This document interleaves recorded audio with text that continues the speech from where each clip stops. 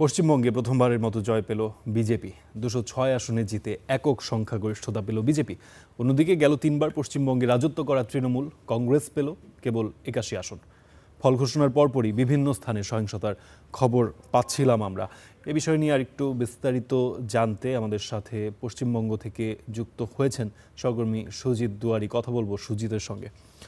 সুজিত, দীর্ঘ কয়েক বছর ধরে আসলে যে কেন্দ্রীয় সরকার, সরকারি দল বিজেপি, তাদের কিন্তু টার্গেট ছিল এই পশ্চিমবঙ্গে সরকার গঠন করা, এবং বিগত কয়েকটি নির্বাচনে তারা সফল হতে পারেনি। এইবার তারা সফল হতে পেরেছে।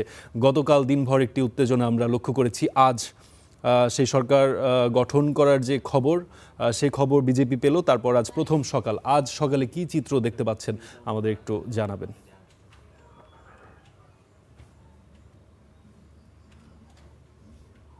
দেখুন, আপনাকে বলে রাখি যে একেবারে দীর্ঘ কয়েক বছরের প্রচেষ্টা করেছিল বিজেপি, এবং গত 21-এর নির্বাচনেও দেখা গিয়েছিল সেখানে বিজেপি একেবারে প্রধানমন্ত্রী থেকে শুরু করে স্বরাষ্ট্রমন্ত্রী সবাই কিন্তু প্রচারে এসেছে। এবছর প্রায় 100 মন্ত্রী এসেছে, যারা কিন্তু বিভিন্ন রাজ্যের, উত্তরপ্রদেশ বা আসাম থেকে শুরু করে বিভিন্ন রাজ্যের মন্ত্রী এবং প্রাক্তন মন্ত্রীরা তারা প্রচার কার্য সেরেছেন এ রাজ্যে। এবং পাশাপাশি আরো একটা বিষয়, প্রধানমন্ত্রী অমিত শাহরা কিন্তু একেবারে আহ, এই রাজ্যের প্রতি একেবারে যে পাখির নজর করেছিল সেটা বলা যায়, কারণ তারা বেশ কিছু সভা সমিতি করেছে এবং তারা পরিবর্তনের ডাক দিয়েছিল। অবশেষে গতকাল 293টি বিধানসভা কেন্দ্রের যে ফল ঘোষণা হয়েছে তাতে 206টি কেন্দ্রে তারা জয়লাভ করেছে, এবং এককভাবে বিপুল সংখ্যাগরিষ্ঠ নিয়ে তারা কিন্তু এই পশ্চিমবঙ্গের মসনদে তারা বসতে চলেছে।